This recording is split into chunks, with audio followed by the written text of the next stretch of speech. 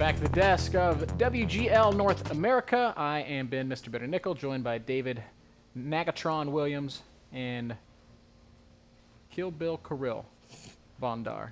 Soviet. I have to do that every time. Isn't it good? It fixes it. It's hard to say. Because I keep wanting to say Kirill, but I know that's wrong. Yep. And you would be unhappy if I did that. I did it to these guys for like 6 months. He let us call him Kirill for 6 months without correcting us. And he's like, by the way, it's either Kirill or Kirill. So I can say Kirill if I roll the R. Kirill. But I can't say... That's going to be like Prohorovka. It's going to be impossible to pronounce it correctly for him. So it's either Kirill or Kirill. Kirill. Kirill. Kirill. Kirill. I feel like this is like the same thing, but this is difficult. If I were him, that's exactly what I would do. Russians, man. It's hard to be Russian.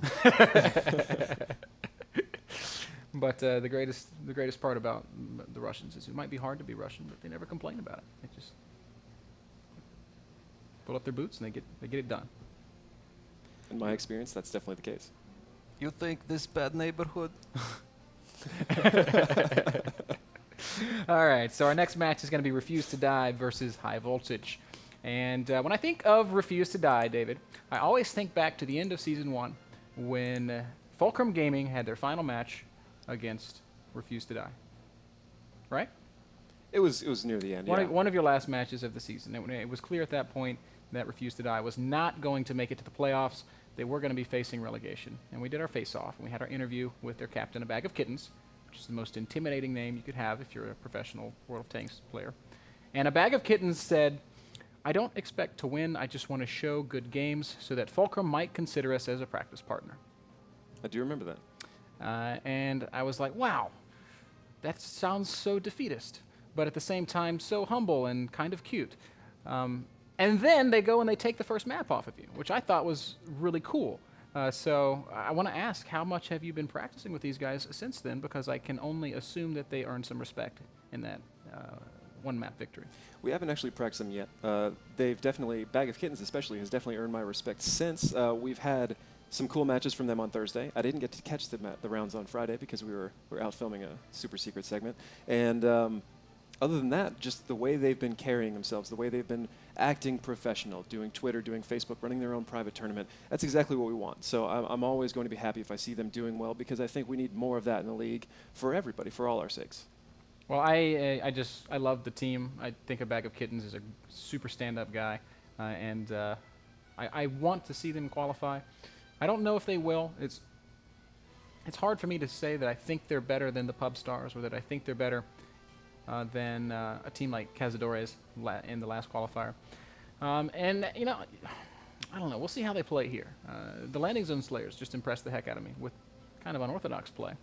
But cool play nonetheless. I feel like Refuse to Die could beat the Landing Zone Slayers. I would agree with that completely, and I would say Cazadores is still slightly ahead of Refuse to Die, but comparing Pub Stars and Refuse to Die is apples and oranges. Their strengths are opposite, their weaknesses are opposite, and it's really just anybody's game who comes to play, and I think Refuse to Die has the edge just on tactics alone, provided they keep calm and don't overanalyze things. Well, Sure. But there's that other final facet of the game, which is you still have to win the brawl, right? And I know that's something you guys are familiar with, because we've been critical of you. Oh, you know, Fulcrum's brawling. I don't know, man. But there's that facet of the game where you can have the best tactics of all, but if you don't land your shots, it doesn't matter.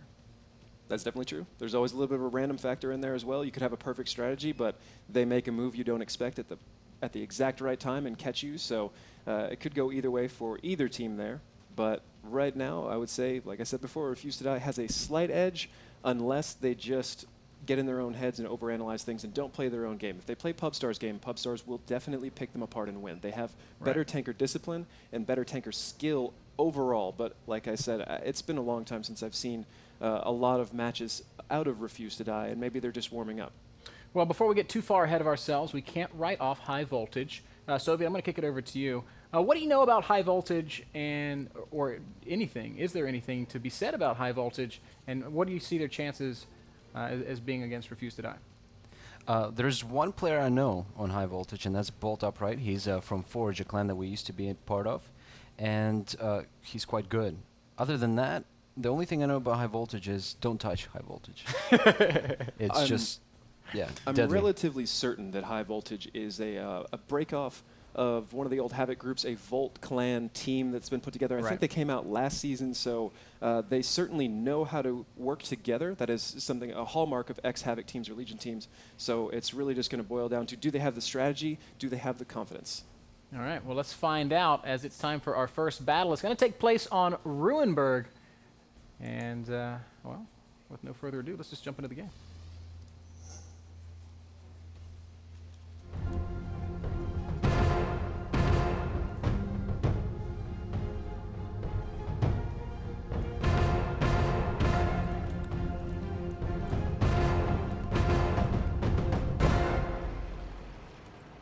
And here we go again, and it's a familiar story. I see no T1s for high voltage and a full roster for Refuse to Die. So right off the bat, you have to feel like it's advantage Refuse to Die.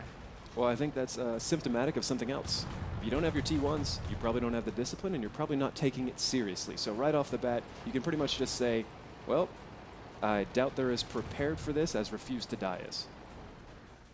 We'll see how it plays out. Refuse to Die looks like they're going to take a slow approach to Ruinberg, at least for now, taking up defensive positions around the city, sending out T1s to get some eyes on the field. Soviet, what are you seeing in the way that these players are positioning themselves, and what do you think is going to come of it?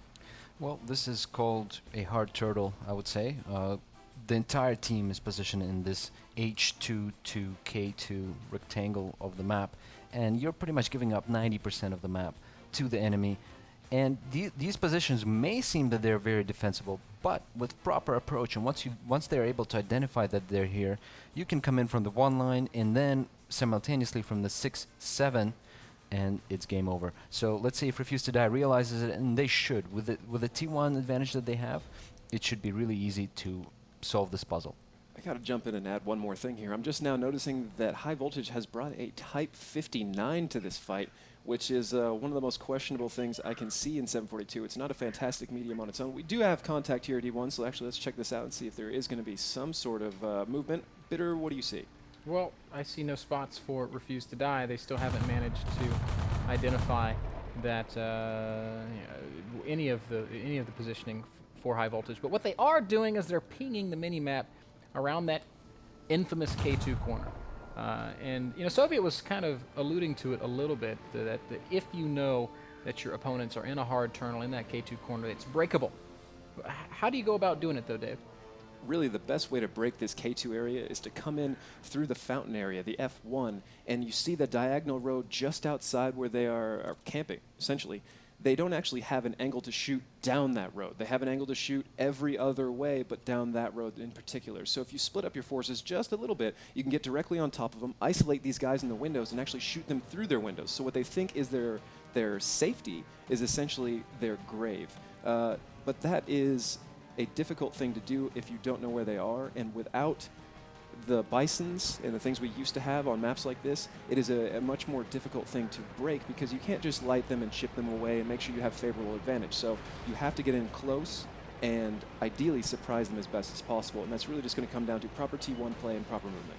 There's the first spots from Quasier, who does a great job lighting not just 1 but 2 IS-3s and still surviving. So darts across, I don't know, we'll say H3, and manages to see both Blaze 0 and I think it was, I don't know who the other one was. Maybe it was Bolt Upright. But at this point, Refuse to Die knows exactly what's going on. And we can see them already setting up for some kind of aggression to it. Now, what do you think, Nagatron? Is this the right way to do it? They do have several positions that look like they might be the right one. They got 4, or is that 5 tanks? I'm actually 5 tier 8 riding tanks. high voltage here. Okay, 5 tier 8 tanks directly on the backside of that cathedral or that church.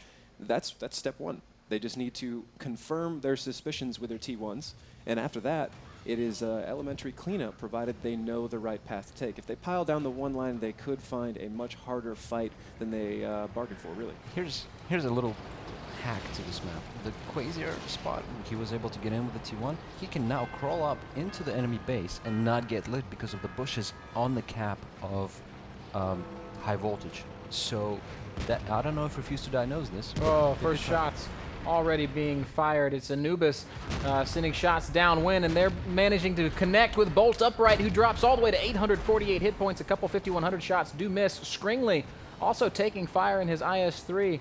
Meanwhile, Valkyrie Vewas and a Bag of Kittens are trying to push from the other angle, but they are being met with stiff resistance at T69. Terrible X has dropped to 600 hit points. So too has John.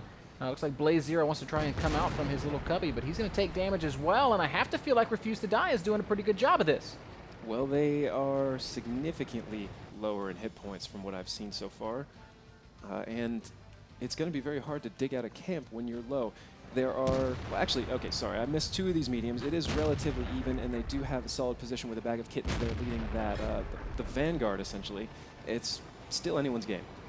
Bag of Kittens has got a line of fire on Blaze Zero through these windows, but he doesn't pull the trigger, opting instead to just back off and reposition. Wants to make sure. And it looks like Blaze Zero is taking fire from other Refuse to Die tankers. Meanwhile, the T1s have initiated cap. That's Quasiar and Hired Gun. Hired Gun gets taken out. Quasiar, however, is Not lit. He's not lit. He's in the bush, and he's staying alive. So back to the action. A Bag of Kittens still hasn't taken any damage at all. I have to say it's really good targeting by High Voltage. They have not spread out their fire. They've focused it very intelligently on the autoloaders. That is that discipline I was talking about coming from the teams they're in. It's all Clan Wars experience, and that's why you tend to see a lot of American teams being more methodical, because that is typically what Clan Wars is all about. I'm really glad to see Quasiar on this cap here. That may give Refuse to Die the chance they need to win this, and always going to favor the team that plays more aggressively, more dynamic. Oh, but Refuse to Die doing it right. They've managed to take out a couple of the Tier 8 tanks of High Voltage. A Bag of Kittens finally getting his paint scuffed a little bit. He's trading shots with Loose Change, and Loose Change down to just 327 hit points will die to the next shot he takes. A Bag of Kittens takes aim and doesn't actually fire. It was Skringley who takes out Loose Change. That means that Terrible X and that T69 down to just 32 hit points. The last tank standing for High Voltage is not going to be able to save the day. Refuse to Die has done it. GG. Let's go ahead and jump into our second battle between Refuse to Die and High Voltage on Steps.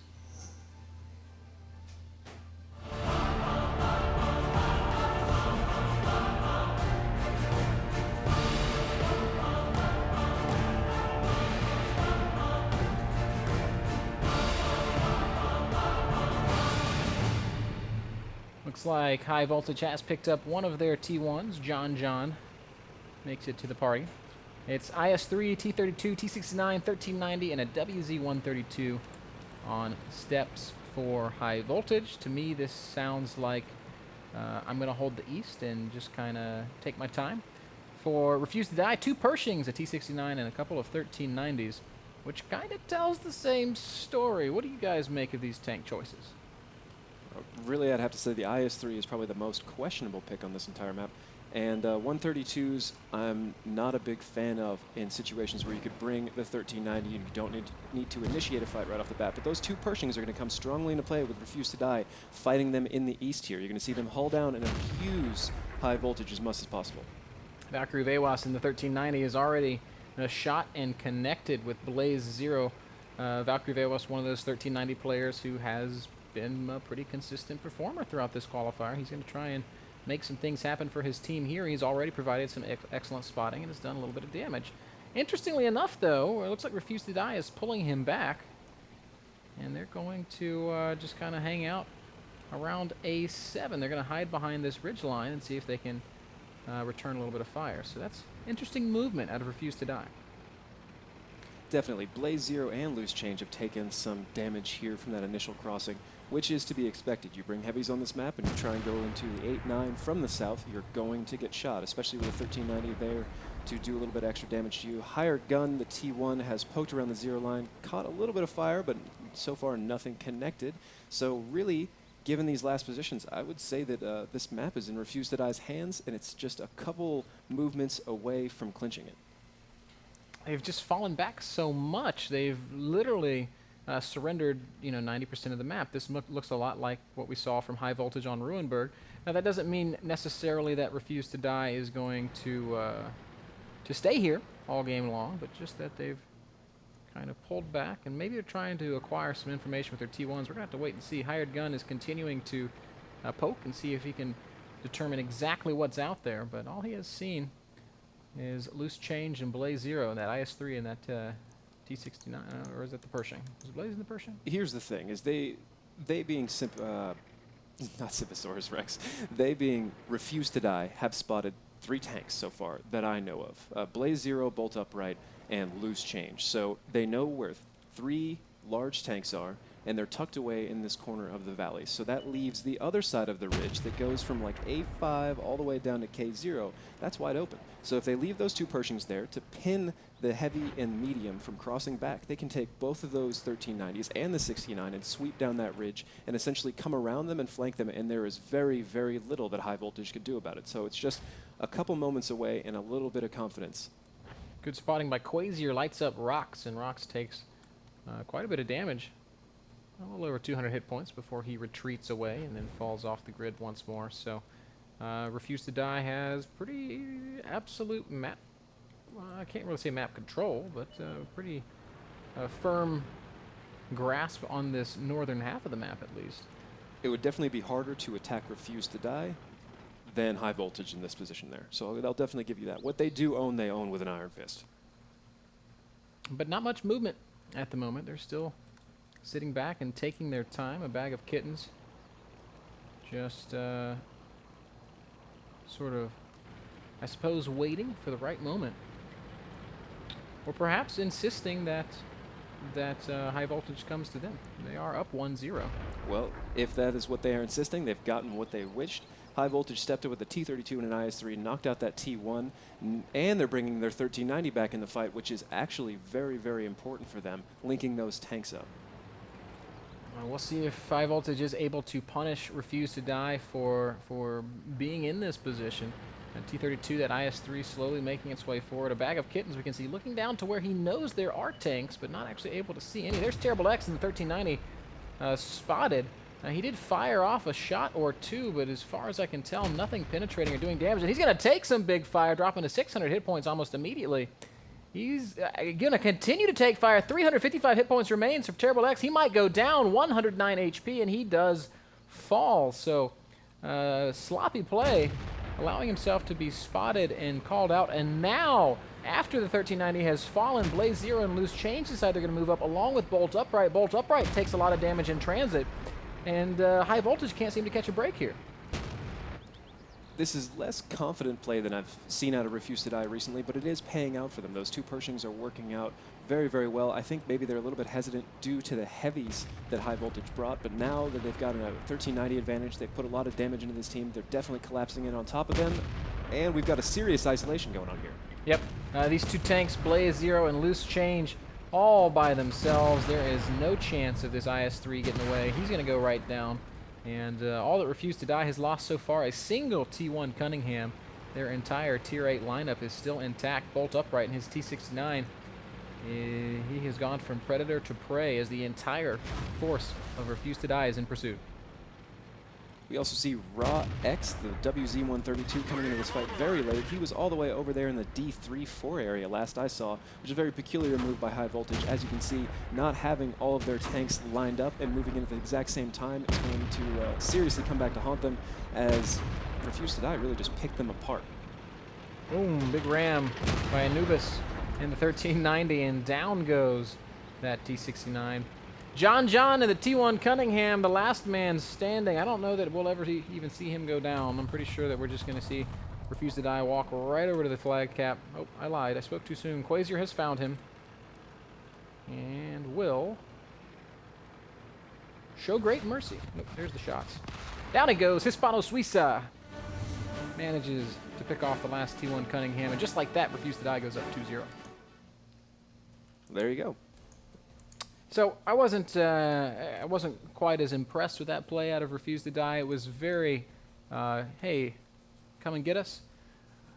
I guess it works. You know, it's one of those situations where, hey, they're up 1-0 in the series. There's not necessarily any onus on them to go do anything. Maybe they're not completely comfortable on steps. What are your feelings, David? I think they're slightly uncomfortable on steps, as you said, but I think it's mostly the lineup that High Voltage brought. They didn't know what to do with it, and maybe they didn't actually see the T-69 I thought they did, which would have left a little bit of doubt in my mind as well, but you had to know at that point, if you took the outside of that ridge I was pointing out before, that you could easily flank and isolate those heavies and essentially make them unimportant to the entire fight. I guarantee you that's something they're not likely to do again in the future, and that's really just rough edges and a little bit of inexperience coming out. Soviet, I see you illustrating furiously. How did steps play out from your point of view? You know, Steps is one of those maps where I personally am a subscriber to light and mobile lineups. You cannot bring heavy lineups, and we saw a very good example here. So High Voltage decided to bring heavy lineup, and they started pushing this way with the T-32 and the IS-3.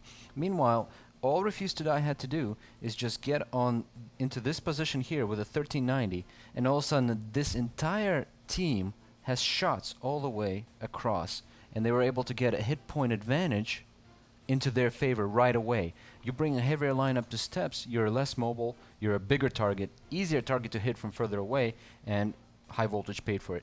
Then it just proceeded into ball play, and the reason I say that is because Steps is kind of defined in various balls, as we call them, and we have a ball here, we have a ball where Refuse to Die decided to camp here, and then this entire section here where High Voltage kind of pushed up into, you can so easily get the upper hand if you're you have the high ground, that it doesn't matter what tanks you bring. The moment you give up high ground on this map, you go down, and that's what we saw. High Voltage got drawn in and pretty much disassembled one at a time. One thing I was really surprised by is High Voltage has a T1 and this T1 here that just didn't do much, and then the WZ-132 out here, they didn't do anything up until the end. The moment the game is over and they come in and just die is not the time to leave your positions and go help your team. Certainly not in that T1 Cunningham, with the WZ-132 in the west, what was that T1 doing back there? He was basically... Should have switched them out at one point. Once Yeah. you've established it, then move the T1 up. But I really wouldn't separate that far to begin with. As Soviet was saying, when they crossed and they took that extra damage, High Voltage that is, on those T-32s, that's when Refuse to Die should have jumped on them. They have to know that their opponent at that point is sitting there wondering, well, what do we do now? We've already taken some damage. They know where we are. And that's when they're most weak, especially as Soviet showed, if you're able to move around them and take the high ground with Pershings most of all. Like you said, it doesn't necessarily matter what tank, but if it's a Pershing or a T-69, you have a huge advantage with that depression. Yeah. Well, either way, Refuse to Die now leads 2-0. Our next map is going to be Himmelsdorf. Guys, we're going to take a very short break. We'll be back with battle number 3 after this.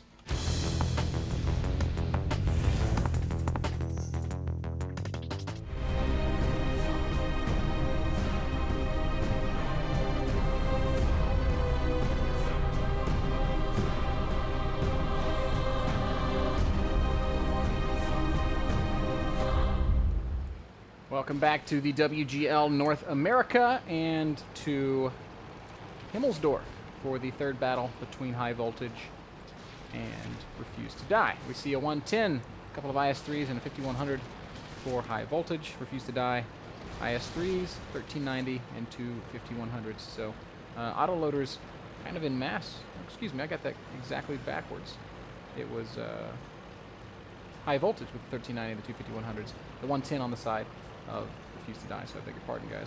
I gotta ask you, Nagatron, if the 110 has the exact same gun as an IS-3, why would you ever bring a 110 and not an IS-3?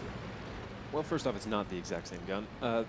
It actually used to have slightly higher penetration, but now it has slightly lower. Why I would bring it over an IS-3 would pretty much only be because of 20 meters of view range. And there are very few instances where that is useful because you didn't have an IS-3 paired with something like a 69 for the vision. And that would actually be on this map in very, very specific circumstances. So the answer is typically I wouldn't. Well, Vacuiveos disagrees, as it looks like Refuse to Die is going to set up for some hill play. Hired gun in that T1 Cunningham making his way up that ramp, and when he gets there, he's going to see, well, not much. because high voltage has not gone to the hill. High voltage actually brought 11390 to the hill. Well, Which is never somewhat mind. predictable Then because- hired gun is going to see the approach of a shell. A bright flash and then a bright light. Exactly. And then that's all he's going to see. So Refuse to Die now gets one of their eyes poked out. Well done there by high voltage. 1390, Terrible X able to, I guess, punish a little bit. Refuse to Die. Meanwhile, Scringley in the IS-3 go ahead and hold down the banana, Tank Alley, as some people like to refer to it. He's reverse angling right now.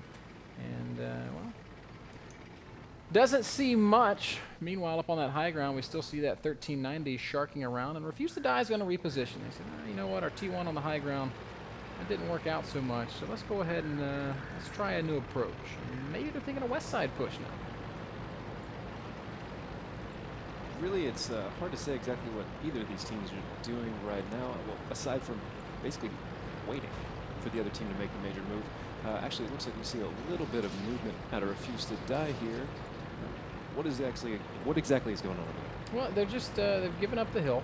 They're now completely repositioning. They're on the 1-2 line, making their way over to the 1-2 line, behind Quasier in that T1 Cunningham. So Quasier's managed to say, well, you know, this area is mostly clear, and he's mostly correct, David. There's a single heavy tank camping out in the back of the train yard, but that's really all that's back here for high voltage right now.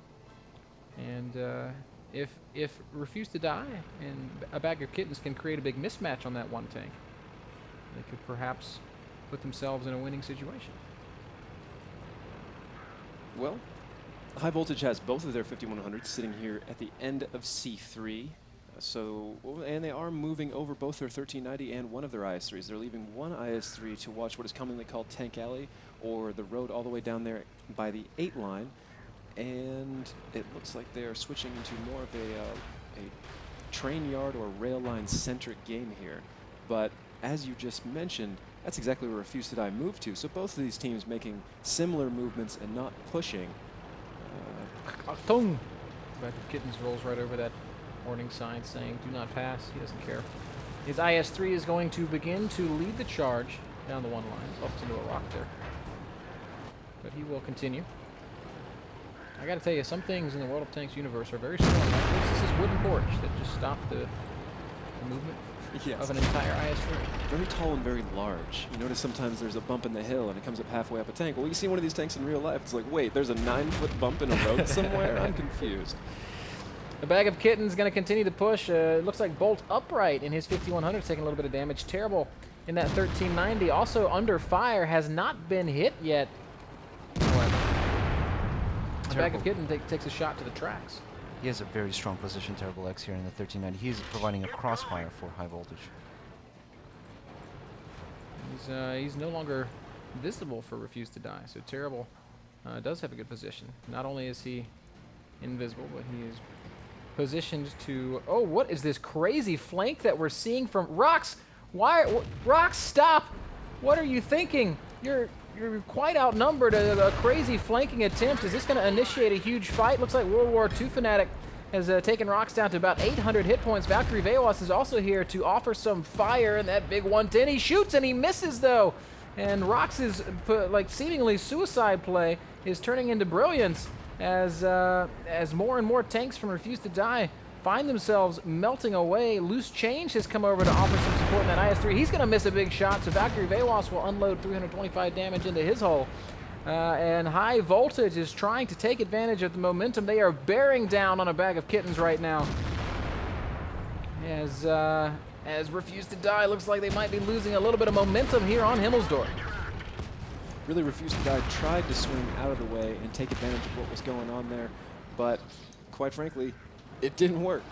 High Voltage cut him off ahead of time, and then they stagnated long enough for High Voltage to come all the way around behind him. Rox moved in a little bit early by himself, but had he waited for Loose Change, which seemed to be lagging for some reason, that would have been a much, much more powerful maneuver. In spite of this, Refuse to Die keeping it together. They're going to go ahead and make a push on the High Voltage flag, and somehow, some way, They come through with an 8-point tier advantage, so now it's going to be on high voltage, and specifically on Blaze 0, the last standing tier 8, to do something about it. So a fight that looked like it went great has suddenly spiraled out of control. Scringley dropped to 177 hit points, taking a big shot from Blaze 0. But it looks like he will safely find cover, and he's got Anubis in the 5100 here to offer support. So I gotta say, things are looking up a little bit for Refuse to Die. That said, the blue base is under attack. It's Blaze 0 is trying to come back and reset the base, and well, it's just a chase right now.